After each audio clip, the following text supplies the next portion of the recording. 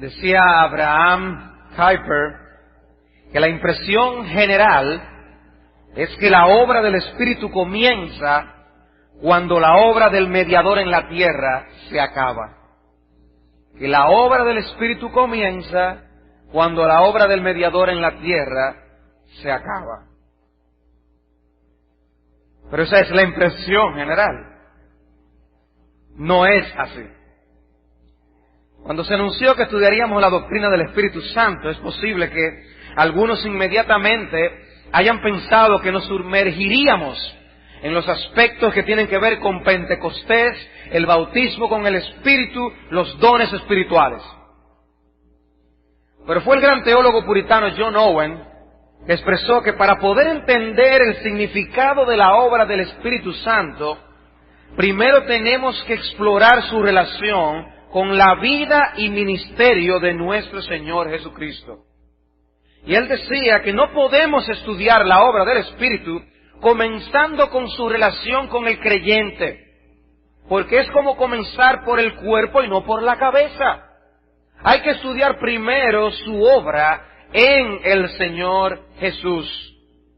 Y hay un sentido en el que Cristo enseñó que la obra de su Espíritu, del Espíritu en los pecadores y en los creyentes, estaba supeditada a su ascensión a la gloria. Hay un sentido en que esto es así. Él mismo dijo en Juan capítulo 16, versículo 7, yo os digo la verdad, os conviene que yo me vaya, porque si no me fuera, el Consolador no vendría a vosotros. Mas si me fuera, os lo enviaré. Y cuando Él venga, convencerá al mundo de pecado, de justicia y de juicio. De pecado por cuanto no creen en mí, de justicia por cuanto voy al Padre y no me veréis más, y de juicio por cuanto el príncipe de este mundo ha sido ya juzgado. Además, el ministerio del Espíritu es mostrarnos a Jesús, dar gloria a Jesús y llevarnos a poner nuestros ojos en Jesús. De modo que es consistente con esa realidad que antes de nosotros ver Pentecostés y ver la obra del Espíritu en la iglesia, le veamos en la vida y muerte de nuestro Señor Jesucristo. Dice Juan 15, 26, cuando venga el Consolador a quien yo os enviaré del Padre, el Espíritu de verdad, el cual procede del Padre, Él dará testimonio de mí. Y vosotros daréis testimonio también, porque habéis estado conmigo desde el principio. Las Escrituras dan testimonio de Jesús. Los apóstoles fueron testigos que dieron testimonio de Jesús. Todos nosotros los creyentes somos testigos de Jesús. Pero ¿quién es el testigo principal? El Espíritu Santo es el testigo principal. No hay otro testigo como Él. Dice, Él dará testimonio acerca de mí. Y ustedes también, porque han estado conmigo desde el principio. Pero, ¿desde cuándo ha sido esa relación del Espíritu y de Jesús?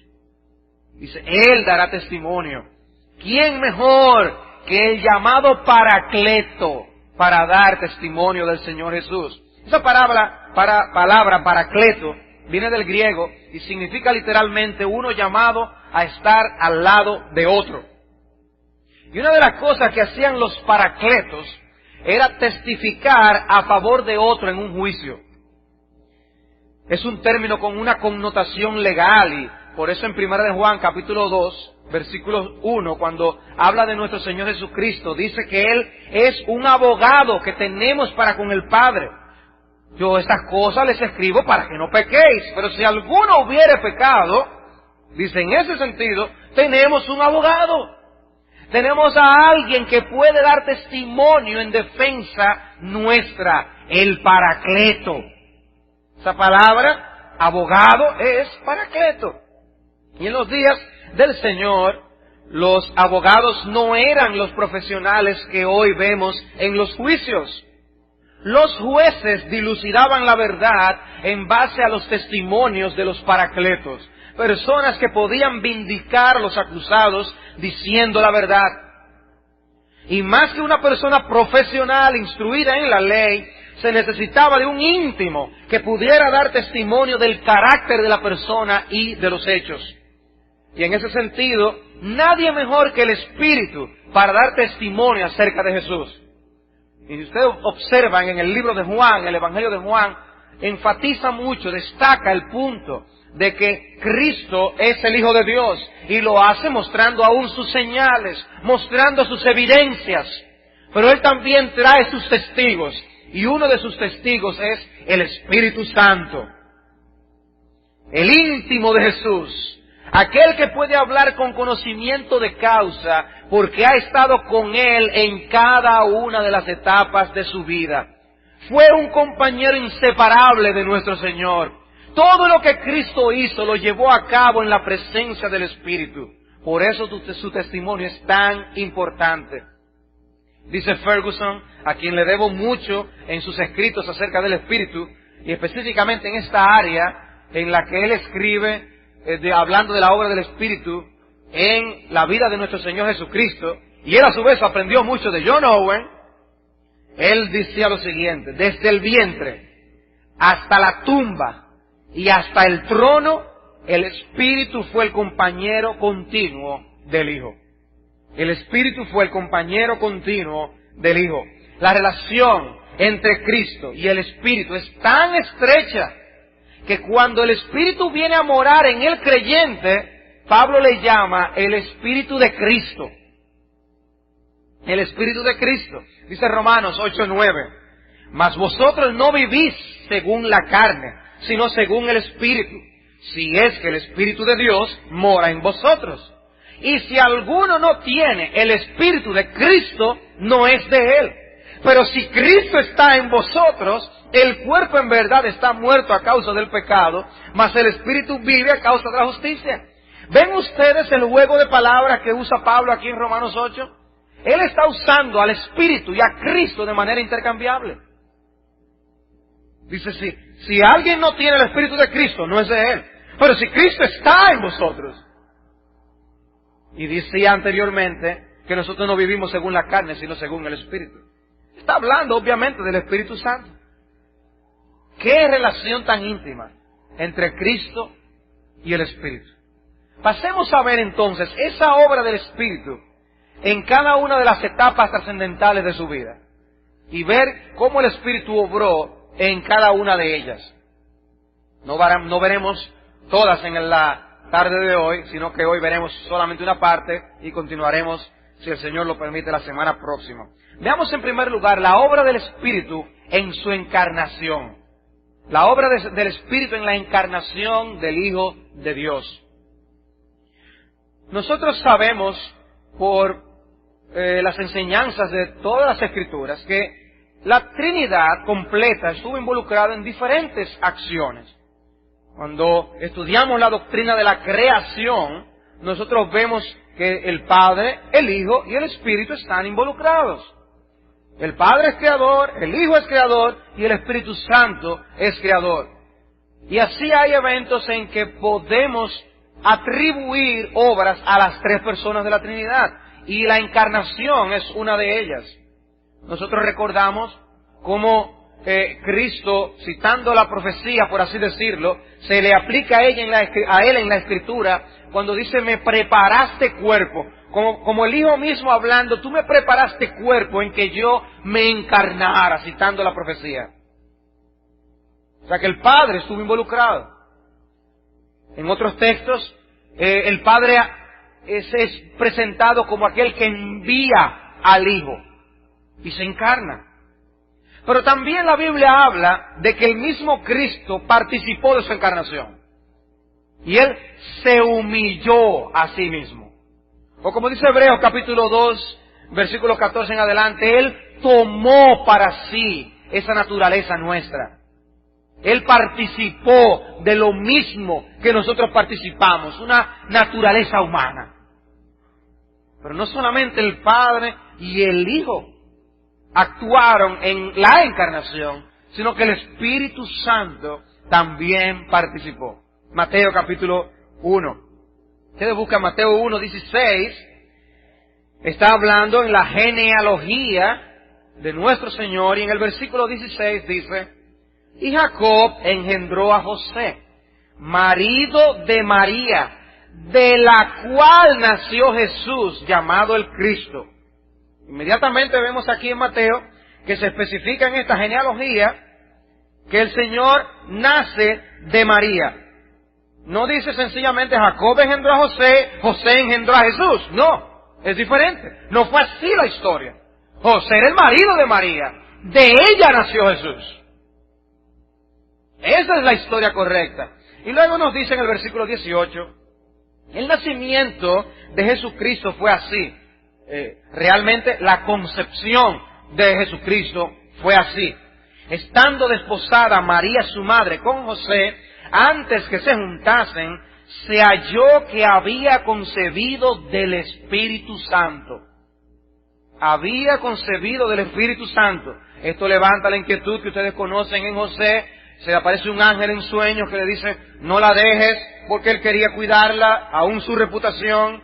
Y dice el versículo 20, y pensando él en esto, he aquí un ángel del Señor se le apareció en sueños y le dijo: José, hijo de David, no temas recibir a María tu mujer, porque lo que en ella es engendrado del Espíritu Santo es. Y vemos la obra del Espíritu en la encarnación del Hijo de Dios. Luego vamos a Lucas, capítulo 1, y encontramos las palabras del ángel a María, en Lucas 1:35. Y el ángel le explica a María lo siguiente: el Espíritu Santo vendrá sobre ti, y el poder del Altísimo te cubrirá con su sombra, por lo cual también el santo ser que nacerá será llamado Hijo de Dios. El Espíritu que participó en la creación del universo, ahora lo vemos participando en la creación o formación del cuerpo de nuestro Señor Jesucristo. ¿Y cómo lo hace? Tomando materiales ya existentes, en este caso el de su madre María. Por eso Mateo especifica, Mateo nos dice de la cual nació Jesús. Mateo nos está especificando que ella concibió del Espíritu Santo, lo que es engendrado en ella. ¿Por qué nosotros no creemos que la formación del cuerpo de Jesús fue de la nada, ex nihilo? ¿Por qué no creemos que el Espíritu, como participó en la creación de la nada en Génesis 1, creó de la nada el cuerpo humano de nuestro Señor Jesucristo? Bueno, yo creo que no fue así. Y usó la naturaleza de María para que fuera precisamente un representante de nuestra raza humana, no de una creación de otra raza humana distinta. No, por eso es que Él es como es. Pero Él no nos podría representar, dirían la gente. Y realmente no nos podría representar. Eso pertenece a otro grupo. Así cualquiera. No, Él vino a ser parte de la raza humana caída. Vino a ser parte de esa raza humana caída, pero sin pecado. ¿Saben cómo lo dice Pablo en Romanos 8? Dice Pablo en Romanos 8:3, porque lo que era imposible para la ley, por cuanto era débil por la carne, Dios, enviando a su Hijo en semejanza de carne de pecado y a causa del pecado, condenó al pecado en la carne. Dice, enviando a su Hijo en semejanza de carne de pecado. ¿Y por qué solo en semejanza de carne de pecado? Él no podía participar de nuestro pecado y pretender ser nuestro Salvador. Tenía que ser sin pecado, tenía que ser un cordero sin mancha, tenía que ser un cordero sin tacha y perfecto. Él no era un pecador, pero lucía en todo como uno de nosotros. Y Él vino en semejanza de carne de pecado.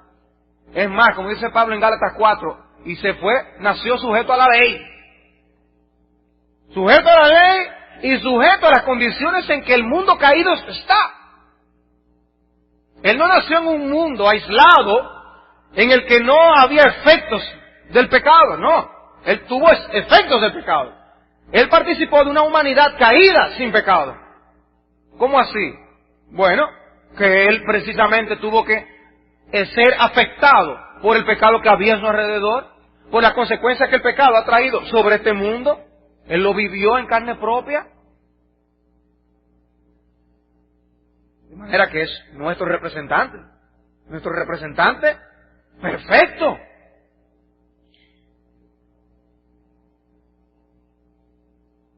Decía Edwin Palmer en su libro El Espíritu Santo, el Espíritu Santo fue necesario en la vida de Cristo desde su mismo comienzo. Sinclair Ferguson, por otro lado, dice que la obra del Espíritu en la encarnación y su obra en el nacimiento virginal, dice, era vital para nuestra salvación. Otros no lo ven tan lejos. Es Packer, por su lado, quien dice, no, Dios podía producir un ser santo, aún usara otro método que no fuera el nacimiento virginal. Eso es verdad. Ahora, nosotros no conocemos todo lo que implicó el que el Espíritu Santo interviniera y creara esa naturaleza humana, tomando de la naturaleza de María dentro de ese vientre. No lo conocemos. Es algo que permanece en un misterio para nosotros. Conocemos poco. Pero la obra que el Espíritu hizo, obviamente fue vital. Obviamente fue trascendental. Todo lo que implicó no lo sabemos. Pero sabemos que esa obra iba a producir un santo ser. El santo ser que nacerá será llamado Hijo de Dios, porque el poder del Altísimo le iba a cubrir con su sombra. O lo santo, como dice el texto en el original, lo santo que iban a ser. Dice Sinclair Ferguson lo siguiente, oigan esta cita. Sin lugar a dudas, hay un elemento de misterio en esta expresión, la expresión, y el poder del Altísimo te cubrirá con su sombra. Uno podría decir que hay una especie de castidad teológica, oigan eso, una especie de castidad teológica para hablar de lo que está aconteciendo, en que el Espíritu viene y cubre con su sombra a María. Una especie de castidad teológica cuando el texto dice el Espíritu vendrá sobre ti. Dice, si como David reconoció en el Salmo 139, Dios trae a la existencia su obra más maravillosa en la cámara oculta del vientre de una madre, es especialmente correcto que la asunción de nuestra débil humanidad por el fuerte Hijo de Dios fuera ocultada de nuestra vista y comprensión por la cubierta protectora del Espíritu. Dice, nosotros no vemos lo que se teje dentro de una madre, del vientre de una madre, formando ese hijo. Dice allí, fui entretejido por ti en el vientre de mi madre, dice el salmista en el Salmo 139. Tú me entretejiste allí, me formaste. Y lo que Ferguson está diciendo es, imagínense lo que es la formación del cuerpo de Cristo en el vientre de María. Si ha habido la formación de un bebé que es singular y especial, tiene que haber sido este. Y óiganme, la formación de cualquier bebé en el vientre de su madre es algo maravilloso. Pero él está diciendo, lo que debió ser la formación del cuerpo de Cristo en el vientre de María. Dice, por eso el Espíritu como que lo cubrió eso de manera especial. Nosotros no lo entendemos. Lo que pasó ahí adentro, no lo entendemos. Es un misterio. ¿Fue así que acaso que se evitó que Jesucristo se contaminara con el pecado? Ese es el punto que plantea Ferguson. A lo que Packer dice, no, Dios pudo haber protegido su naturaleza humana del pecado aún con otro método. Dios tiene poder para hacerlo. Pero puede ser la explicación, pudiera ser la explicación. Ahora, no porque solamente se usó a María y no a José. Porque en ese caso estaríamos diciendo que el pecado se transmite por el medio del hombre y no de la mujer. No. Tal cosa no tendría asidero bíblico. Si se transmitiera por el hombre, se transmitiera por los dos y punto.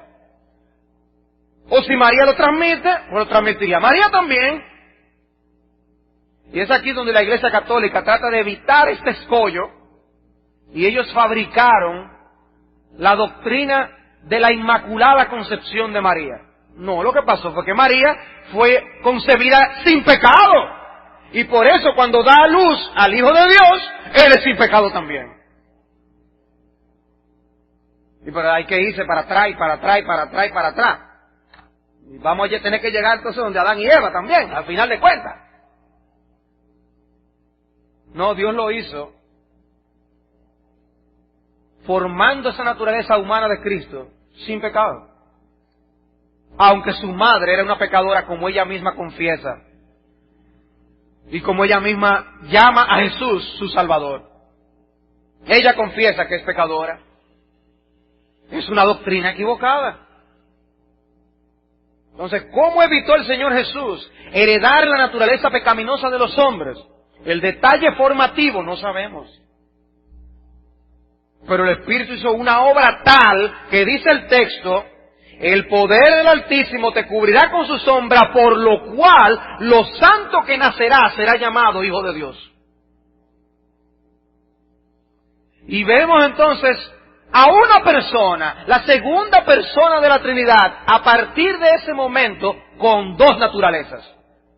Una naturaleza divina y una naturaleza humana. ¿Cómo es eso? No lo sé. Es una obra que solamente el Espíritu de Dios puede llevar a cabo. Pero el Espíritu lo hizo. Y es lo que ha sido llamado una santificación embriónica. Una santificación embriónica obrada por Dios. La obra del Espíritu fue una obra tal que nos permitió tener a un Jesús que es un verdadero hombre completo 100%. No parcialmente hombre.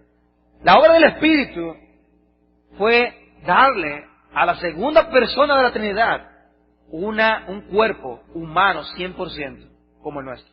Y Él por eso es nuestro representante, como dice Hebreos en el capítulo 2.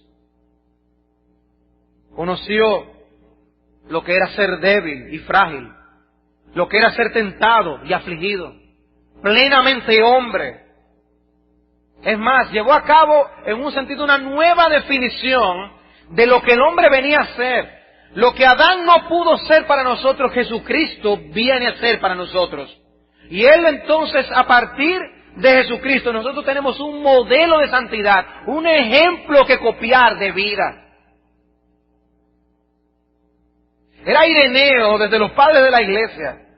Él decía que en Jesucristo nosotros tenemos un ejemplo de cómo los hombres tienen que vivir. Pero dice no solamente de cómo los hombres tienen que vivir. En Jesucristo encontramos un ejemplo hasta de cómo los jóvenes deben ser. Hasta cómo los niños deben vivir. Y por eso observamos a un Jesús que estaba sujeto a sus padres. Un gran ejemplo. El creador del universo, pero estaba sujeto a sus padres. Se dedicó a un oficio como el de su padre. Y es un ejemplo. Pero ustedes piensan que Jesucristo fue un joven frustrado. ¿Ustedes piensan que Jesucristo fue un joven frustrado? Oye, porque si tan solo hubiera vivido en la época de las discotecas, pero en esa época, ¿y qué había que hacer en Belén? O en Nazaret, donde se crió. O sea que Jesús no supo lo que era andar con un iPod.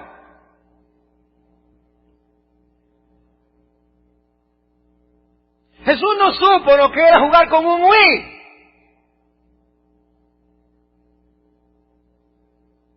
Yo veo a algunos que no saben lo que es un Wii. Todos los niños aquí saben lo que es el Wii.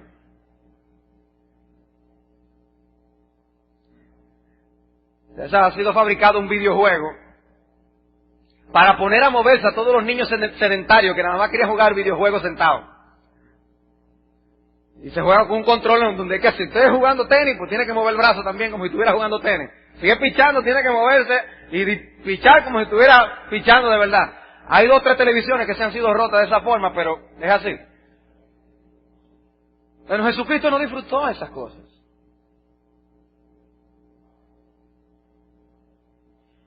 De seguro que Jesucristo no estuvo en medio entre los escándalos de la juventud de sus días. De seguro que no. Si no, sus enemigos hubieran tenido material con que acusarle.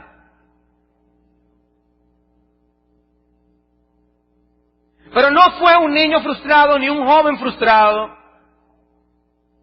Era un hombre, un joven y un niño satisfecho en Dios. Y un ejemplo de lo que nosotros tenemos que ser y hacer. Y buscar. Sí, el diablo ha hecho una gran obra promoviendo la realidad de que nosotros no podemos ser felices sin el mundo en el que nosotros vivimos. El diablo ha hecho una gran obra y lleva a las personas a buscar esa satisfacción en el mundo. Y el hombre busca, que busca, que busca, que busca. Y todos los hombres sinceros reconocen que todos esos placeres que el mundo brinda son pasajeros. Pero dice la Biblia que el que hace la voluntad de Dios permanece para siempre. Pues Cristo estuvo en ese ejemplo de humanidad brindándonos un molde por el cual nosotros vivir. Y se nos presenta así en las Escrituras, que nosotros debemos andar en sus pisadas, que Él dejó huellas en las que nosotros podemos seguir y pisar con certeza. ¿Para quién le capacitó para todo esto? ¿Quién le dio crecimiento en gracia y estatura? El Espíritu de Dios. Formó una humanidad digna de imitar. Y como decía alguien, Él amó con tal seriedad y fue serio con tal amor que parecía como si la naturaleza y la gracia en Él estuvieran tan mezcladas que fueran una sola cosa. ¿Qué es lo que está diciendo? ¿Qué es lo que está diciendo? La espiritualidad brotaba en Él de una manera natural. Él era paciente. ¿Pero eso es porque Él es así o eso es porque el Espíritu de Dios lo hizo? Humanamente hablando, el Espíritu obró gracias, los frutos del Espíritu los obró en Cristo y se veían de una manera clara y palpable. Todas las gracias espirituales en Él. Y Él las vivía de una manera tan natural que uno no podía distinguir si era una obra espiritual o era que Él nació así. Hermanos, Él nació así. Pero también fue desarrollado en el Espíritu. ¿Y quién entiende? Era todo de una manera tan natural. Y hablaba con rectitud, hablaba como debía ser, con respeto. Él no tenía que estar chillando para que le hicieran caso. No, el Espíritu obró. ¿Por qué? El texto de Isaías 11 que leíamos la semana anterior dice: saldrá una vara del tronco de Isaí y un vástago retoñará de sus raíces y reposará sobre él el Espíritu de Jehová. Espíritu de sabiduría y de inteligencia, espíritu de consejo y de poder, espíritu de conocimiento y de temor de Jehová. Es el privilegio de un niño y de un joven cuando conoce a Cristo temprano en su vida, que tiene ese mismo espíritu, obrando lo que obró en el cuerpo humano de Jesús, obrando en sus vidas. Es un privilegio para un niño y un joven creyente la formación de rasgos de carácter por la obra del Espíritu de Dios que le hagan ser un digno representante de Jesucristo aquí en la tierra. Niño, si tú conoces a Cristo, joven, si tú conoces a Cristo, tú tienes la capacidad espiritual dada por Dios de elevarte por encima de las expectativas, de los sueños, de los entretenimientos, de los deleites del que no tiene el Espíritu de Dios. Tú tienes un privilegio y se notarán en ti, se formarán en ti cosas que vienen de arriba. Esa obra del Espíritu en Cristo viene a ser el modelo de lo que es la obra del Señor, el Espíritu Santo, en los creyentes. Hay cosas inimitables de la obra del Espíritu en Cristo, como lo es su encarnación. Pero en otro sentido, su obra viene a ser una obra intensificada de lo que vendría a ser en nosotros después. Por eso después el Espíritu es enviado por el mismo Cristo para que se reproduzca en sus creyentes, en sus discípulos en la tierra. Y eso ya lo veremos ya en los estudios siguientes, cuando veamos la obra del Espíritu en nuestras vidas.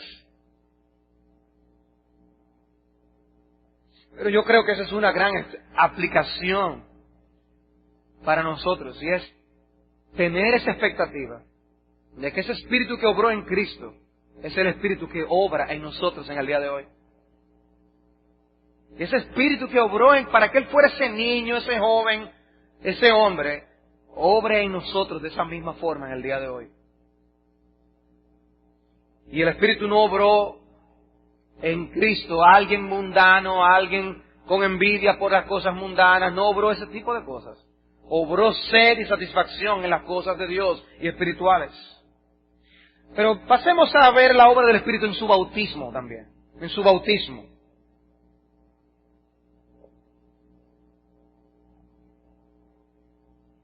Bueno, un detalle antes, lo tengo aquí, ¿no?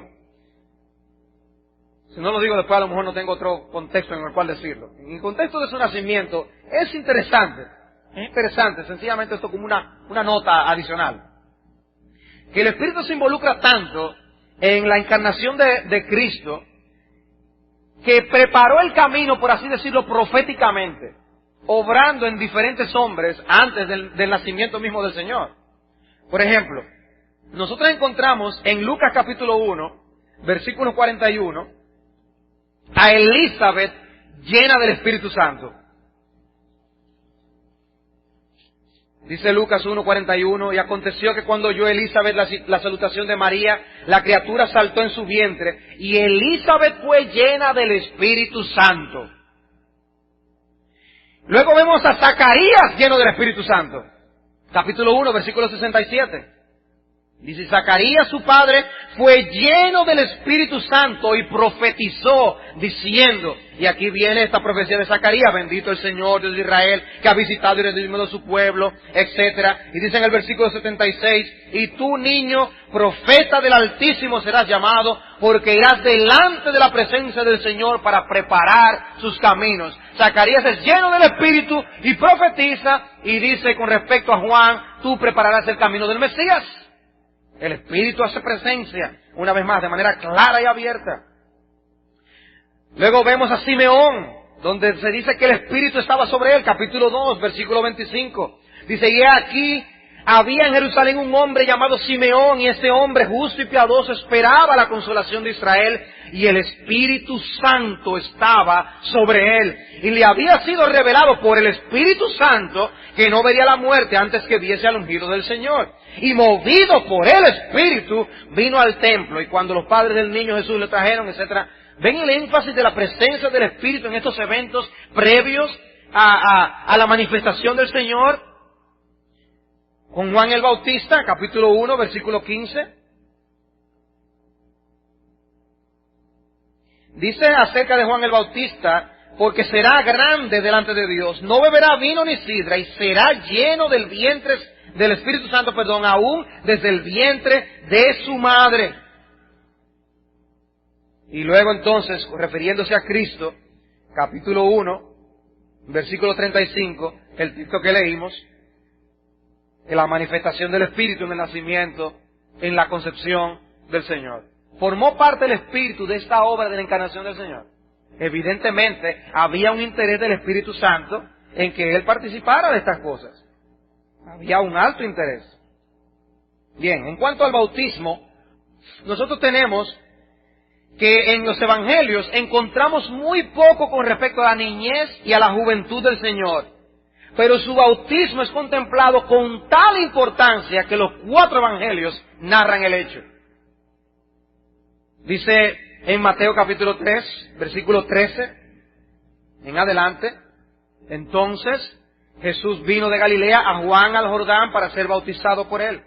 Mas Juan se le oponía diciendo, yo necesito ser bautizado por ti, y tú vienes a mí.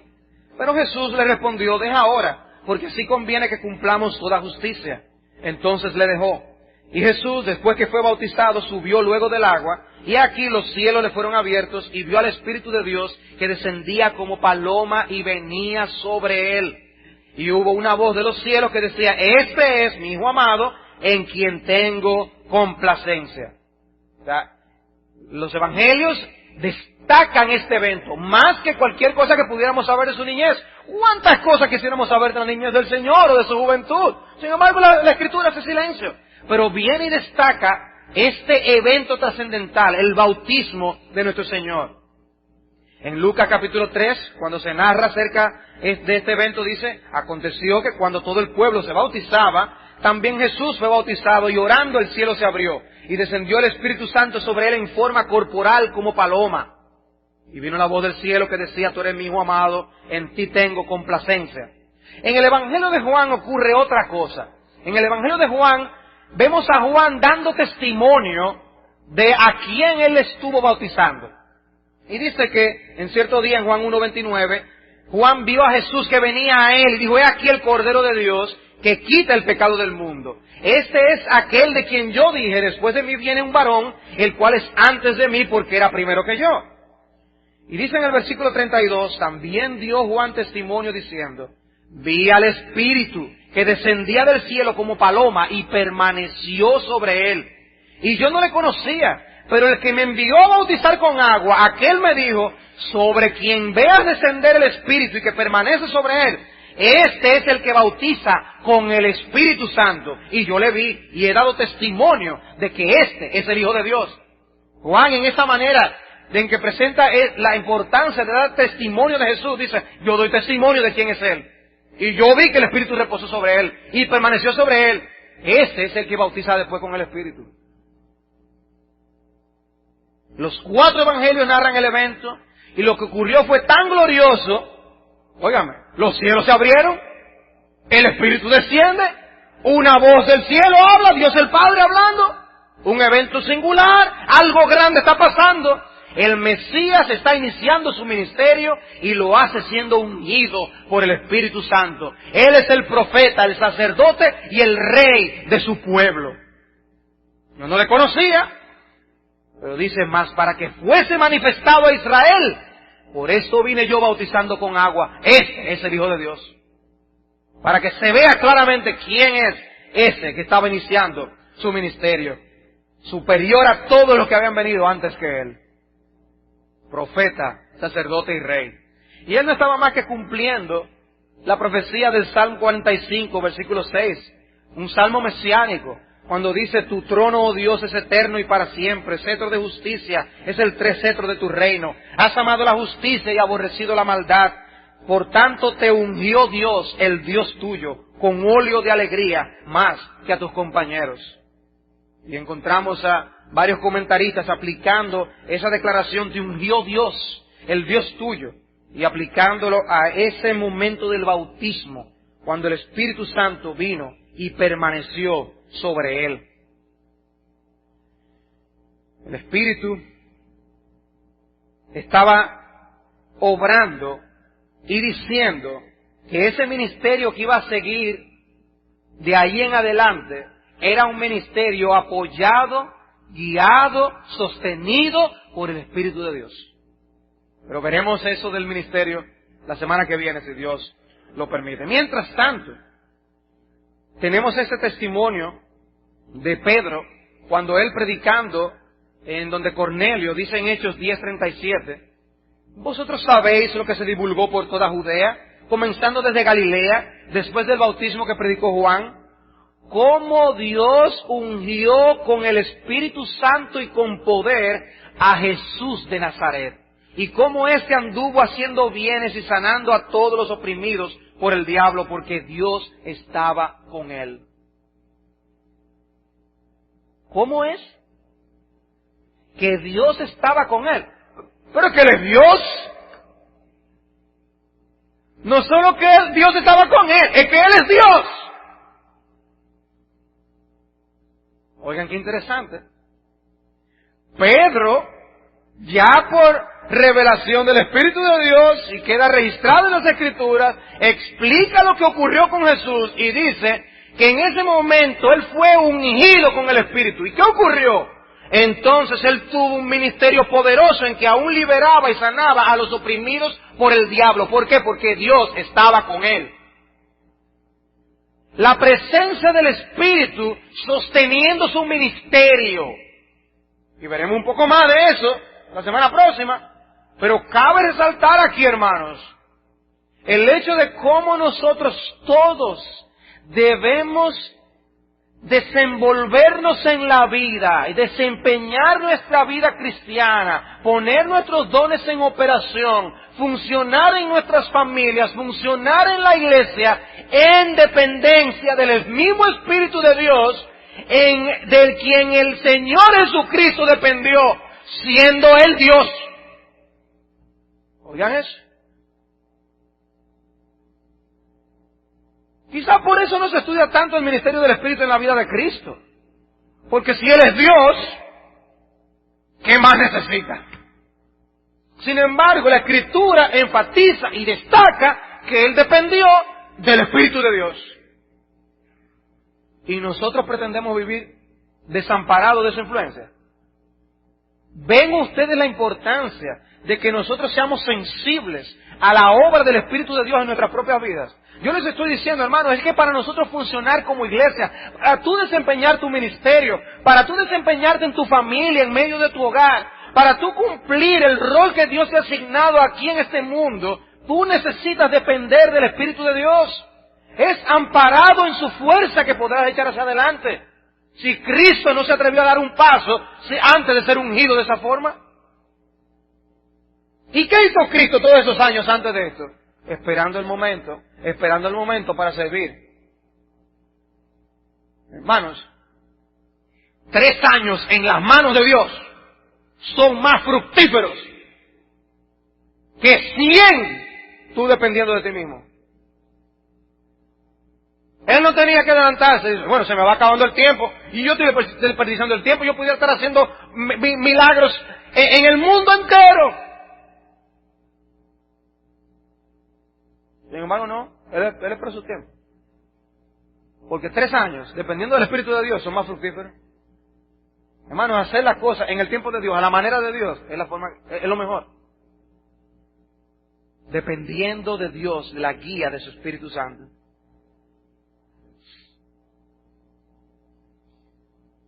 En un sentido, Jesús estaba siendo equipado y preparado para el conflicto que se le avecinaba. Y por eso los 3 evangelios sinópticos colocan el bautismo justo antes de su enfrentamiento con el tentador en el desierto. Podemos ver una relación entre los dos eventos, en que en el bautismo el Padre declara que Él es su Hijo amado, en quien tiene complacencia. Y en la tentación el diablo le expresa, si eres el Hijo de Dios, di a estas piedras que se conviertan en pan. Y su identidad como Hijo de Dios y la confirmación del amor del Padre eran elementos que le acompañaron en las etapas más difíciles de su ministerio. Veamos entonces ese evento. Hemos visto la obra del Espíritu en la encarnación. Hemos visto la obra del Espíritu en el bautismo. Veamos entonces la obra del Espíritu, finalmente, en la tentación. Dice Mateo capítulo 4, versículo 1. Entonces Jesús fue llevado por el Espíritu al desierto para ser tentado por el diablo. Fue llevado por el Espíritu al desierto para ser tentado por el diablo. Y Marcos usa una palabra más fuerte y vigorosa todavía. Dice, y luego el Espíritu le impulsó al desierto. Y es la palabra que Marcos en ese mismo capítulo, versículo 35, en ese mismo capítulo, usa cuando decía, en versículo 39, que Él echaba fuera a los demonios. Es la misma palabra. Los arrojaba fuera. Bueno, es como si el Espíritu lo hubiera arrojado al desierto. Lo impulsó al desierto. También es la palabra que se usa cuando el Señor envía a sus discípulos a predicar. Los lanzó a predicar. Cristo va al desierto como un guerrero del Espíritu a confrontar al príncipe de este mundo, a penetrar en territorio ocupado por el enemigo. ¿Quién estaba allí con él en este conflicto tan agudo? Él no fue solo, fue con el Espíritu de Dios. El Espíritu le guió al desierto, le guió a ese lugar, estuvo 40 días en ese lugar. Y en ese territorio tan hostil, él fue capaz de vencer al enemigo. Hermanos, no es algo así lo que nos dice Pablo acerca de nuestra lucha contra principados y potestades en Efesios capítulo 6. Que es una batalla que solo podremos librar amparándonos en el poder de su fuerza, como dice Pablo. Y utilizando ¿qué arma? La espada del Espíritu. Y Cristo supo utilizar y blandear la espada del Espíritu. Y pudo manejar con destreza la espada del Espíritu.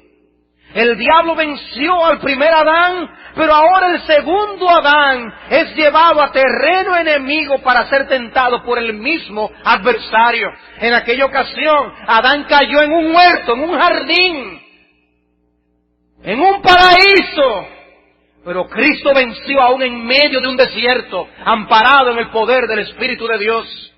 El resultado es completamente diferente. ¿Y será acaso por eso que Lucas organiza su evangelio, colocando la genealogía de Cristo entre su bautismo y su tentación? Óyame, qué interesante. ¿Por qué digo yo que es interesante? Bueno, porque la genealogía termina rastreando a Jesús hasta Adán. El Espíritu le llevó al desierto. Es como si quisiera recordarnos, antes de este evento, de este conflicto con el diablo, el nombre Adán lo tuviéramos en el subconsciente. Adán fue derrotado, Adán cayó, pero el segundo Adán venció. El segundo Adán venció. En Edén nuestros padres fueron tentados a ser como Dios y a rechazar la voz de Dios. Pero Jesús fue tentado a actuar de manera independiente al Padre y en desacato a su palabra, pero escogió el camino de la obediencia, el camino del sufrimiento antes que caer. 40 días en un desierto y nuestro Señor pudo vencer. Y les dijo en el capítulo 4, versículo 10 de Mateo: vete Satanás, porque escrito está, al Señor tu Dios adorarás y a Él solo servirás. Vete Satanás. Y Satanás le dejó por un tiempo. Por un tiempo. Otra cosa que podemos deducir entonces es que ese espíritu que le guió al desierto debió estar allí fortaleciéndole para vencer. Hermanos, no sería difícil deducir igualmente que ese mismo espíritu que nos coloca a nosotros en situaciones de dificultad, de prueba, es el mismo espíritu que nos dará fuerza para nosotros vencer.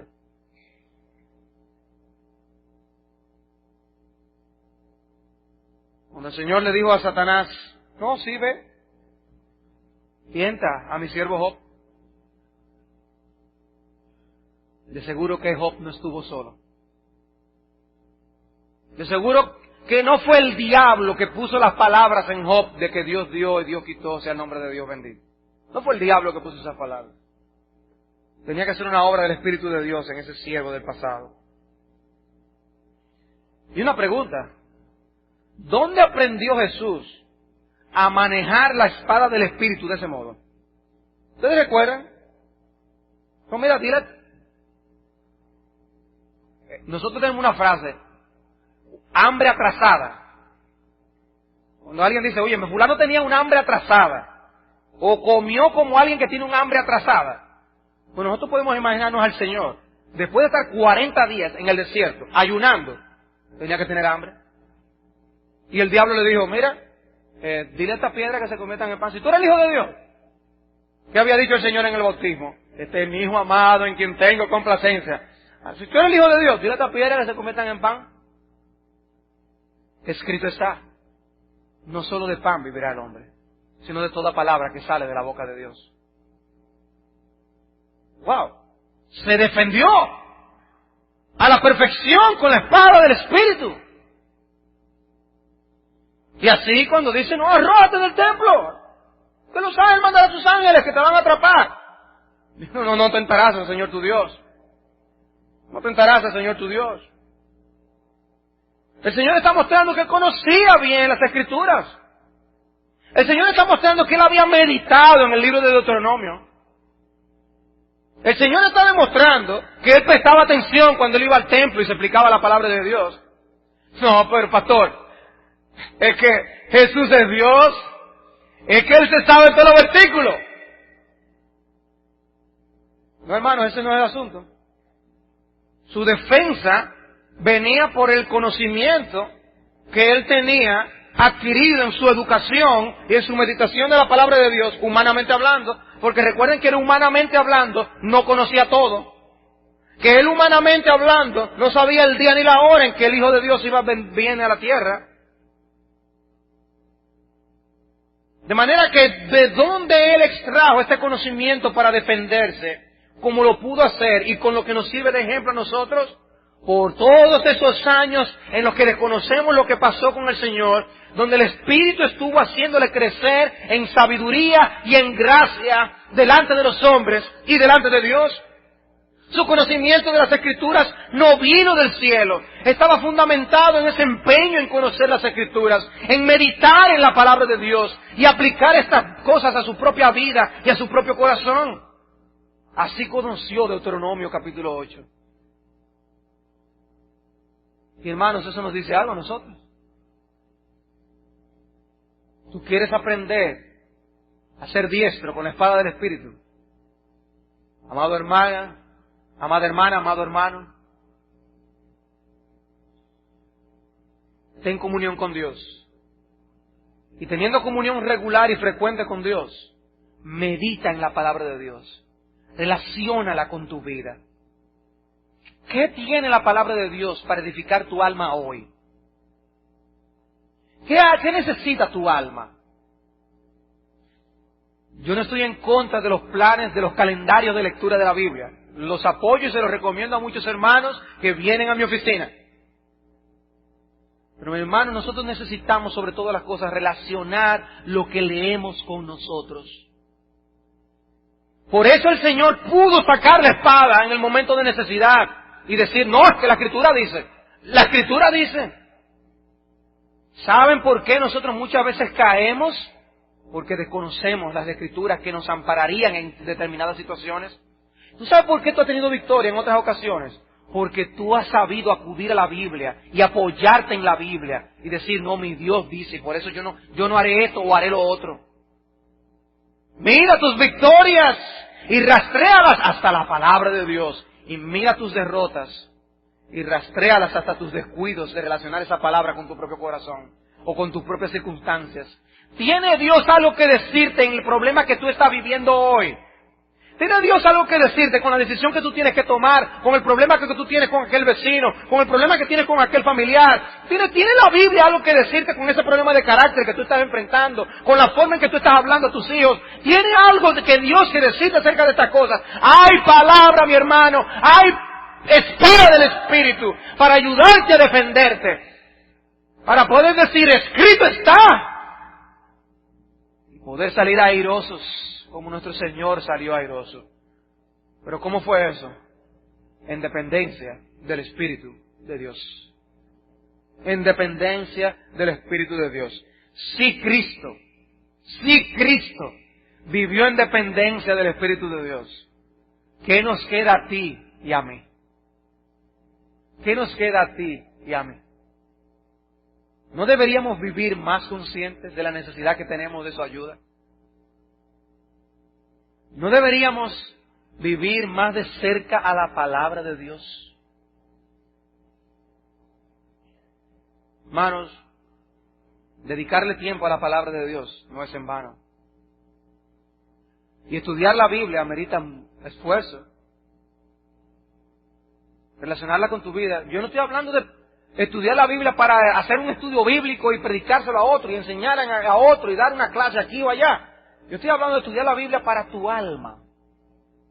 Estoy hablando de relacionar textos de las Escrituras para tu alma. Y hermanos, a veces un versículo, 2 versículos, tienen alimento reconstituyente espiritual para sostenerte toda la semana. Pero bien estudiado, bien meditado. ¿O vas a pretender lanzarte una vez más esta semana a enfrentar los peligros que se avecinan en tu propia fuerza? Si el Hijo de Dios no lo hizo, ¿quién eres tú? Y el diablo te ve en tu atrevimiento y dice, este es mío. A este me lo tiro yo esta semana. Él cree que me puede enfrentar a mí solo. Él cree que puede librar esta batalla solo. Hermanos, ver la obra del Espíritu en la vida de Cristo debe enseñarnos mucho a nosotros. Que Dios nos permita poner estas cosas por obra. Y aún mírate a ti mismo con tu familia y piensa si ustedes como familias están viviendo en dependencia del Espíritu de Dios para todo y cada una de las facetas de nuestras vidas. Que Dios nos conceda crecer en gracia y en sabiduría por la obra del Espíritu. Vamos a orar. Padre, te damos gracias por tu palabra que ilumina el entendimiento. Señor, nosotros sabemos lo que es caer al descuidarnos y enfrentar al enemigo en nuestras propias fuerzas. Nosotros sabemos, Señor, lo que es menospreciar la obra de la tercera persona de la Trinidad y te pedimos perdón. Nosotros podemos decir que hemos contristado al Espíritu, que nosotros hemos apagado al Espíritu. Padre, nosotros te oramos que estos estudios nos hagan sensibles y confirmándonos nuestra necesidad de esa obra del Espíritu en nuestras vidas, seamos movidos a diariamente buscar tu rostro para suplicarte más de Él. Señor, encuéntrate con nosotros cuando busquemos tu rostro, por favor. Háblanos por tu palabra, a cada uno por individual. Fortalécenos como iglesia. Y que se pueda decir, si Cristo enviara una carta a esta iglesia como la mandó a las iglesias de Apocalipsis, que Él pueda decir que Iglesia Bíblica del Señor Jesucristo es una iglesia que depende del Espíritu Santo. Padre, oh Dios, haznos dependientes del Espíritu Santo. Te lo pedimos en el nombre de Cristo. Amén.